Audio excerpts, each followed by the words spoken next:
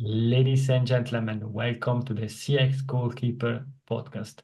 I love doing recording this podcast, and today the topic is really brand love, and I'm keen to discuss about Professor Aaron Ahuvia. Hi, Aaron, about this topic. How are you today? Doing great, Greg. Thanks for having me on. It's a great pleasure to have you and to discuss about this really interesting topic. But before we kick off the discussion around your latest book, The Things We Love, how our passion connect us and make us who we are, from Aaron Ahuvia, we would like to learn more about you. And therefore, could you please introduce yourself? Sure. So I'm a professor at the University of Michigan. I am a marketing professor. I also teach in the Human-Centered Design program at the School of Engineering. So I have sort of a foot in all of those worlds. I do consumer research and consumer focus and a lot of work on customer experience, consumer experience. You'll see it's very central to my work in marketing. I developed this idea of brand love about 30 years ago. At the time I was doing it, it was the first serious scientific research that people had done on the topic. Lots of people had done work on why people are attracted to things, and people had done work on love and interpersonal relationships, but nobody had really looked at love as a way of understanding our relationship with objects in a serious way. So that got started about 30 years ago when I was a PhD student at Kellogg.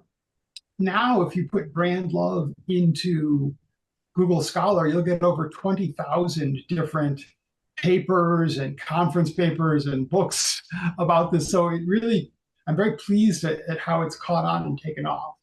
And that's because it is, from a managerial perspective, very important. But as we're going to discuss today, it's not the only way to do things. I know that people tend to come on these podcasts and everyone's got their solution and they think their solution is the solution for everybody. I don't think that's right. I think that it can be very valuable, but it's not the only way to be successful. Thank you, Aaron. And before we deep dive in this topic, which values drive you in life? I was at a conference and I told someone that I was doing research on love. It was at actually a design conference. And they thought that that was a joke because it didn't make any sense to them why someone would be talking about love at a design conference. And they said, well, oh, yeah, love, like peace, love, and happiness. And it occurred to me that actually, in all seriousness, all of my work has been about peace, love, and happiness. I've done a lot of research on happiness and also the relationship between materialism and consumption, how to be happy. And I've done a lot of activism around peace that actually is related to my marketing work, because as you all know, customer experience is really about understanding other people. And I think that a lot of the problems that we have, they're not all due to misunderstanding, but a lot of them could be helped if people understood each other better. So some of the focus that I have on understanding people really transfers over to a lot of work I do on intergroup relationships and peace. Thank you very much. It's really interesting, and I was doing some research, but it's not only the research that you are doing in the academic, because you were also at one really important show, Oprah Winfrey, and you speak and discuss about this topic. Can you please share your experience with her? Yeah, so when I first started doing this work, the reason I started studying brand love was that before I was doing this work, I did some research on dating and dating services. And it was very interesting. In order to understand dating services, I needed to understand how people fell in love. And that was the origin of the brand love work. But Oprah Winfrey was very interested in dating services. So I got to go on her show and I was talking about some of my research about singles ads. That was a lot of fun. And sorry, I need to ask this question. How successful were you at dating? At dating, I was, those who can do, those who can't teach, as the saying goes. I eventually was successful. I'll tell you the great insight. If you are out there and you're dating, there is an insight that I will share with you, which is when I met my wife, the person who is now my wife. We hit it off. There was definitely some chemistry, but I was convinced that I would not see her again because I lived in Chicago. I thought she lived in New York, which turned out not to be exactly true, but I was under that impression. And we went out just to have dinner together, just to spend some time because we enjoyed each other, but there was no thought of it going anyplace. And that was by far the best date I ever had in my life. And it led to this relationship. We've been married over 30 years now. I think part of the reason I succeeded at that is that I really believed all I'm here to do is have fun tonight. Like I'm never going to see this person again. All I want to do is like enjoy their company at dinner. And I think that made me relate to her better. So that would be my advice for anyone who's dating out there. When you go on a date, try and convince yourself that you're not here to ascertain if this is the person for you for your future life. You're just here to have a good time at dinner or at lunch or whatever you're doing. And I think the whole date will go better. Thank you very much for this important tip. And to the audience, if you have feedback, please share that with Aaron or with me, and we can share the stories. But now, coming to the topic, brand love. Could you please explain what's behind this topic? Okay, so brand love is the term that I use for a sort of positive emotional connection to a product, a possession, service, a brand of anything someone wants to market. And there's a couple things that you have to know right off. The first is sometimes we use the word love to mean only a very intense emotion. But in the context of brand love, it really covers a variety of intensities. And I have a measure that we can use to scientifically figure out how much brand love is going on. And it goes from very strong to non-existent. You don't need to love a brand, get customers to love your brand as much as they love their spouse or their children. You just need to get them to love your brand more than they love the competition. And that's a lot easier. So a lot of times people get put off because they think this only applies to like absolutely these raving, intense emotions. And really it's not. It's just sort of any sort of emotional connection that goes beyond the practical. The other thing you need to know about brand love is that it's qualitatively different from the way people normally think about objects. And this, I think, is the big insight, and something that I didn't even realize for the first couple decades that I was doing this research. I had the view that many other people had, that if you just thought enough good things about a brand, that would constitute brand love. That it was sort of just the same kind of good feelings you might normally have a brand, or good thoughts you might have about a product, just more of them. That's not the case. If you think of the human brain as analogous to a factory, you might say that there's two different assembly lines, and objects and products get processed in one assembly line, people get processed in another assembly line. Love is a feature that you can only install on the assembly line that the people are on. You can't install that feature on the other assembly line. It's just not there, right? So if you want to get consumers to have any kind of emotional attachment to your brand, whether you want to call it brand love, you're going to say you're going to create a super fan, I don't care what term you want to use for it, brand attachment. In order to get that, you've got to get the consumer thinking about the brand the way they would normally think about a product, normally think about a person. So back to the factory analogy, you've got to get them to, take that product and process it on the assembly line that normally builds human relationships. And that's a little bit complicated to do. But I really like what you're saying, and perhaps it's the question that popped to my mind is, are there then people able to translate the products that are buying, taking, for example, Apple, Nike, and all these very brands that they have raving fans, are they able to translate that into like a personification, or what's your view on that? So there's basically three different ways that you can get a brand or a product, get the human brain to think about it as if it was a person. The first way is through a personification, through anthropomorphism. And a lot of times people do this with their cars. You name the car. You can see if you name a product, it's a really good indication that you're doing this. So if your car has a name, clearly you are doing this. And people name all kinds of things. And then your brain starts thinking about it in this human way.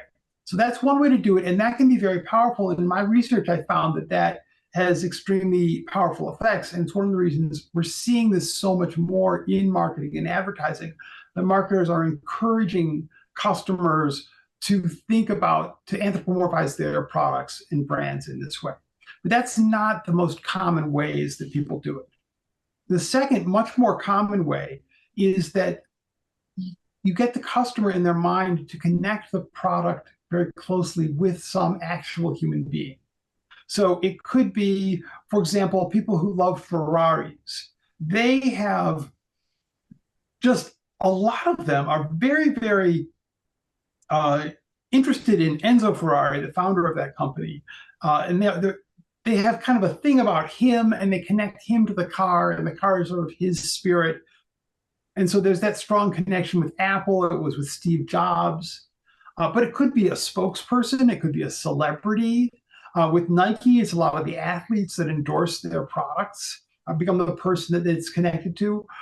In a lot of contexts, it's a service provider. So if you go and get your hair cut regularly by the same person, you have a connection to that business, the haircutting business, but really it's a connection to this human being that works there. And that could be a bartender, it could be a salesperson, it could be a service person. A lot of times in business to business contexts, there's very little brand loyalty. But to the extent that there is any at all, it's because there's a human connection between the salespeople for one company and the buyers for the other. So in that case, there can be a little bit of brand love going on, or this sort of emotional connection. But again, it's because of a human connection.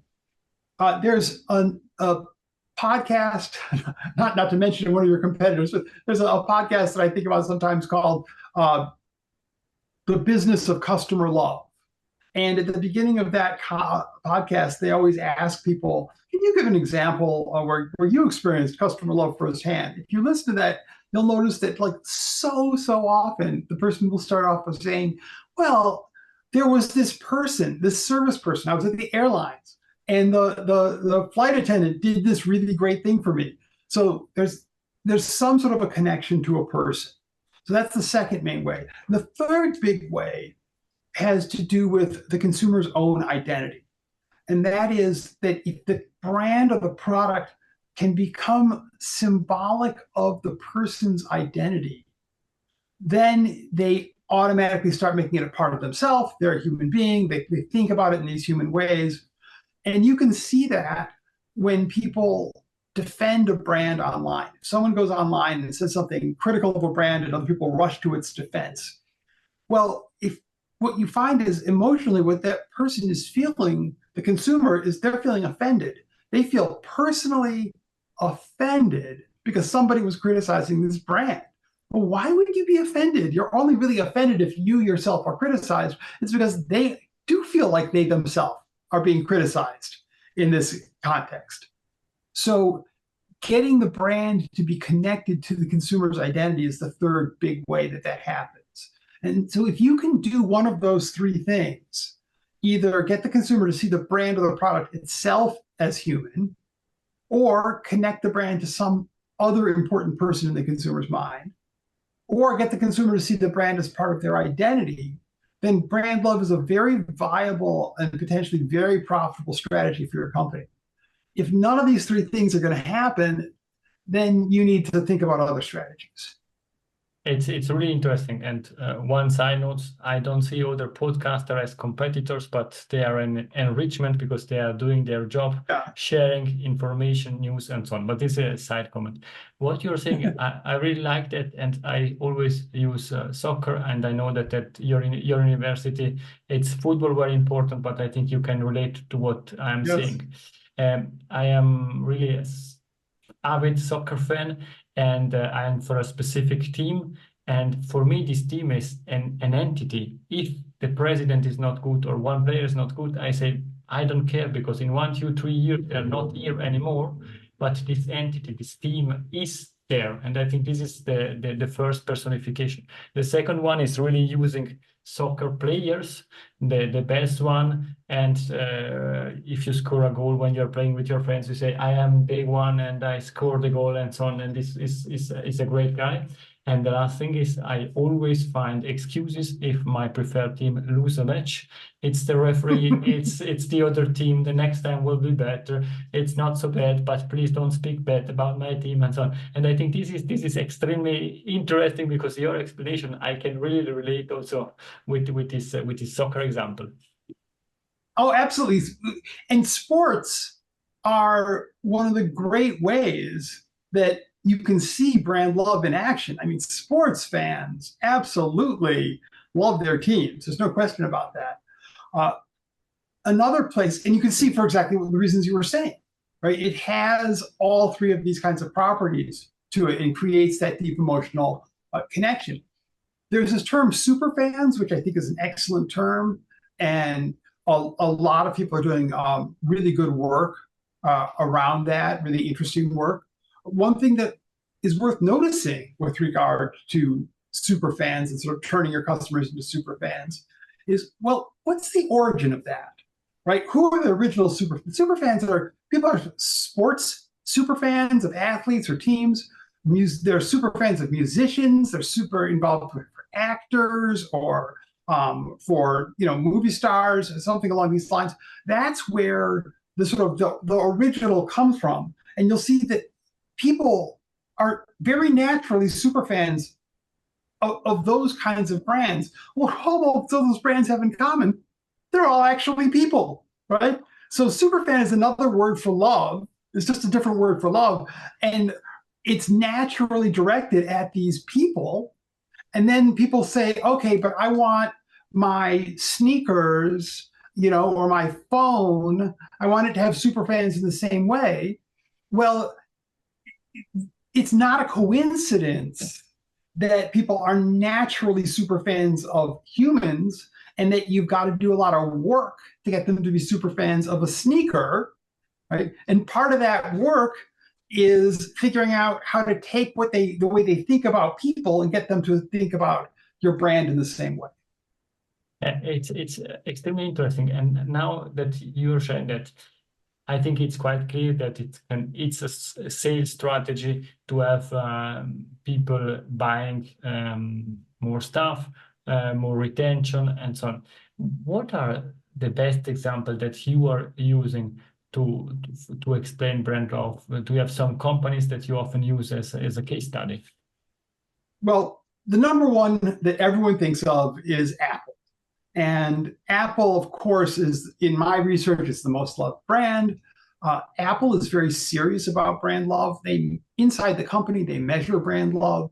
They talk about brand love when they design a product or a store or an advertisement. They're very conscious about how is this going to create more brand love. And so the first lesson from Apple is that if you want brand love for your company, you need to start thinking seriously about brand love, because part of the reason they do so well at it is they actually try, and you're not going to win if you don't try. So that's one thing I give from them as an example. Nike, of course, is another great example. And Nike, one of the things that's really interesting, if you go on Amazon, there's a movie called Air, which is about the creation of the Air Jordan shoe. And that movie is a great example of creating brand love, because the Air Jordan really catapulted Nike. Everyone thinks about Nike as this enormous sports brand. But before the Air Jordan shoe, it was kind of an also ran, it was a decent sized company, but it was not the leader in the sports area by any stretch of the imagination. And the creation of the Air Jordan shoe, people just loved that shoe. They were passionate about it. They paid enormous amounts of money for it, became a collector. It had, really ignited this passion around the brand. And the whole thing is about how does Nike convince Michael Jordan, actually working through his mother, convince his mother to convince him that he should endorse the shoe. And they build the whole shoe completely around him. Like the whole thing is just based all around him and connected to him. And they have this line in the movie that they say 3 different times, so they make sure that you didn't miss it the first 2 times. And the line is, a shoe is just a shoe until somebody steps into it. And in this case, that somebody is Michael Jordan. And that's brilliant because it's got to be a good shoe. It had all this innovative technology, but all the innovative technology in the world is not going to create brand love until there's a human being, in this case, Michael Jordan, who steps into the shoe. So those are good examples. There's one other aspect to this, though, that I really want to mention because we're talking about customer experience here. And that is the centrality of customer experience in this whole thing. So there's really 3 main ingredients in a brand love recipe. The first ingredient is product quality. And that you're not going to get brand love if you don't have, excellent products or services. The second ingredient, before we even get to this whole thing about getting the customer to think about it as a person, the second ingredient is customer experience. The actual experience of learning about the brand, buying it, using it, servicing it, the whole thing from A to Z. It has to at least be pleasant, and hopefully it is enjoyable. When I've done in my research, and I talk to people just about, is there anything that you love? Could be a brand, it could be an object, just anything that isn't a person. I've done many interviews for years about this sort of thing with people. Everything that people bring up always has a pleasurable aspect to it. And there's a reason for that. And that reason is intrinsic interest. So love is triggered by a kind of intrinsic enjoyment. And what intrinsic enjoyment means, it means the experience itself is pleasurable. It's analogous to chemistry on a date. If we go back to the dating stuff that we were talking about at the beginning, people sometimes say, oh, there was no chemistry on that date. Well, what does that mean? It means that it wasn't very fun. It was hard to make conversation. It was kind of boring. I felt awkward. I felt uncomfortable. If you go on a date and you have a really good time and conversation flows really easily, well, that's, chemistry on the date. So it's the same with a product. If there is some sort of a product and it is really excellent in terms of its quality, but the experience that goes with it isn't itself enjoyable, then people will value that product. They'll think it's really good. I value my home insurance, right? But I don't love my home insurance because there's no pleasure that goes along with home insurance, right? So there's nothing there to make that emotional spark and create the chemistry. So if you're someone who works in the customer experience area, brand love is absolutely central to what you do, and it's central to the benefit you bring to your organization. Because without a positive customer experience, the highest quality product in the world is only going to be seen as a tool, an instrumental tool for something. It's not going to generate emotional connection. And it's that emotional connection that research shows creates the brand loyalty and creates the pricing power. It's extremely interesting because thinking about this customer experience piece, in simple words, the foundation must work before we start building up the brand and so on. And what you brought me to think about is the definition of Shep Aiken. Is a very well known CX professional in our field. He defines that experience should be amazing, and amazing are not the best top experience, but he defines amazing as a bit better than average, because then you're better than the other brands and you're a bit better, and therefore you can start building the foundation and having your customer. But now what we're discussing is about getting to the next level to create this brand love. And you mentioned that several times, and I would like to understand it. How can we measure brand love and how we can improve that then over time?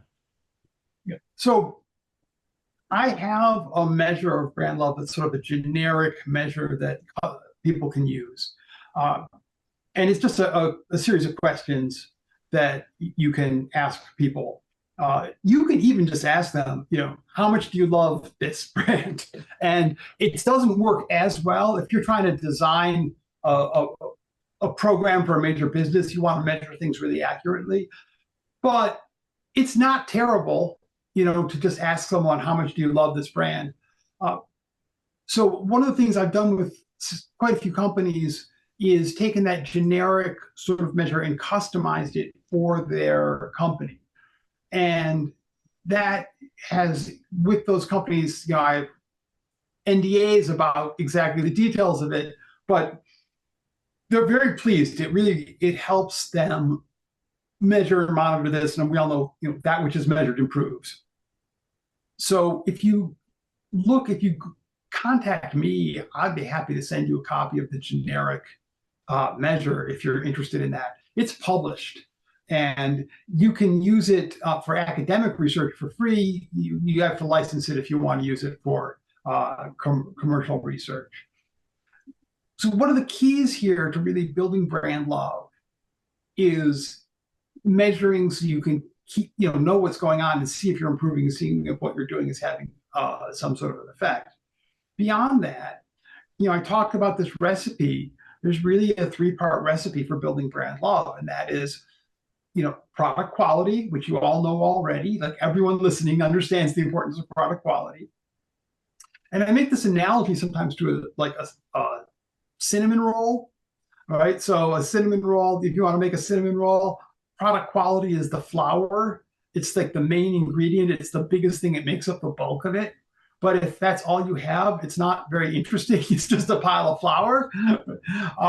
So customer experience is all the good stuff. That's the sugar and the butter and the cinnamon and the milk. And that is what makes it delicious. And, so you need that. And that is the next step. And then the third step is the yeast. Because if you don't have the yeast, it's not going to work. And what's interesting about yeast in a cinnamon roll is, if you look at a cinnamon roll and you bite into it, you probably would never think there's yeast in there. If you're not a good baker, if you don't know how baking works, it would never occur to you that it's there. But the whole recipe won't work without it. And that's the third part, is getting the customer to think about the brand as if it is a person. In the same way, even if you have the quality and even if you have a good customer experience, it's not going to work. You're not going to get the right chemical reactions going in the human brain if you don't have that aspect of personification for the brand or the product. Thank you very much. I would have 1,000 additional questions, but taking care of your time and audience time, we're coming to the end. For the last 3 minutes in the extra time, I still have 3 questions for you. Fast forward, in 10 years from now, we are back on the CX Goalkeeper podcast. What we're discussing about? I think we're talking about relationships that people have with company-owned, what we would now call a chatbot. I'm not sure if we'll still use the word chatbot at that time. But one of the first things that's going to be automated with AI are all the service personnel. And right now, the service personnel that you get, the AI-powered, you phone the airline and you talk to their recording, it's a hellishly awful experience. I don't know about you, but I will admit yelling into the phone on more than one occasion, give me a human being. I can't take this, right? I don't want, you're not answering. It's very frustrating. However, that is going to change quite rapidly. We're seeing amazing things out of AI-powered conversational programs. And we're very soon going to see a situation where you phone up the airline and it picks up immediately and says, "Hi, Aaron Ahuvia. Good to talk with you again. Last time you called, you were going to so-and-so. How was that trip? What can I help you with now?" Right? And it's going to be just like talking, not just to a person, but a person who always has the right answer and remembers everything about you and knows all your preferences and, is really keyed in. We're already seeing from people's relationships with chatbots how easy it is for people to fall in love with these AI programs in ways that they did not expect. People think that the fact that their conscious mind knows that it's not a person is going to prevent them from falling in love with this thing. But love is really, it's the property of your unconscious mind, right? You don't choose who you fall in love with that much. Love is primarily a function of your unconscious mind. And your unconscious mind has a very different idea about what a person is from what your conscious mind thinks. And if you're talking on the phone to someone and they're talking back to you, your unconscious mind is like, yeah, that's a person. Good. Right? So people are going to form these very intense and relationships with these service sort of AI-powered service personnel. I'm not saying everyone's going to have romantic love for them necessarily, but in the same way that you have a sense of perhaps a strong relationship with a bartender or someone who your doctor or a lawyer or whoever it is, you'll develop a strong relationship with this person as well. And that's going to lead to a lot of social issues about the potential of companies exploiting these relationships, exploiting people's emotional vulnerability. What are the responsibilities that comes with that? And you'll also have situations where customers react in emotional and irrational ways. They don't get what they want, and their love turns to hate. That famous "hell hath no fury like a woman scorned." Well, that's true for women and men. And if there's a sense of a real emotional relationship, and then that goes bad, people can get very angry, and there is research on it. And customers can be very destructive when it happens. So I think this is going to emerge to be a big topic in the future. It's really interesting, and it's a topic for one of the next episodes together, perhaps. Let's have a chat about it. What's the best way to contact you and where we can find your book? Go online to Dr. Brand Love. So you could be Dr. Brand Love or spell it out, Dr. Brand Love, and you'll get my website for speaking. I do a lot of keynotes, and you can contact me through that website. I'd be delighted to hear from anybody. Thank you very much. And now it's the last question is Aaron's golden nugget. It's something that we discussed or something new to leave to the audience with. I'll go for the review. The golden nugget is, if your customer's brain is a factory, they've got a separate assembly line for people and a separate assembly line for objects. And emotional connections, whether you want to call it love, superfan, passion, commitment, attachment, whatever you want to call it, emotional connections are only available on the assembly line that produces human relationships. And you're never going to get there if you don't take that seriously and think about what that means for your brand. Aaron, thank you very much for your time. I love this discussion, even if it's not a person, but it's personified by you. It was a great discussion. Thank you very much for your time. Greg, it was really a pleasure. Thanks for having me on. Aaron, please stay with me. To the audience, it's everything for today. If you have any questions, feel free to contact me. Feel free to contact Aaron. please go to your bookstore and buy this outstanding book, The Things We Love, Our Passion Connect Us and Make Us Who We Are. Thank you very much. Bye-bye. Bye now. Thank you. If you enjoyed this episode, please share the word of mouth, subscribe it, share it. Until the next episode, please don't forget, we are not in a B2B or B2C business, we are in a human-to-human environment. Thank you!